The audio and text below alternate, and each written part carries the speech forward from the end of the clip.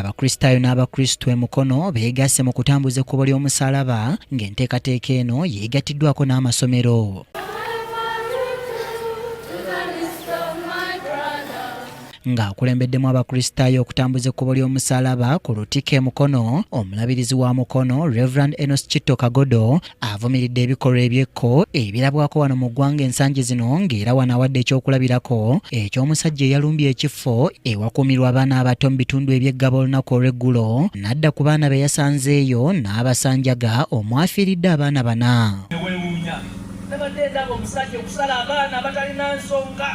Nosalono nokasuka wali ngolinga sala enkoko muzana n'enkoko ogisala nsibanyama era nebazakanga kyalina mukisa kugisala naye osibanya n'okwata omwana nosala nokasuka wali banange emitima saba Katonda atugemu emitima egy'amayinja asinga muntu emitima egy'ennyama.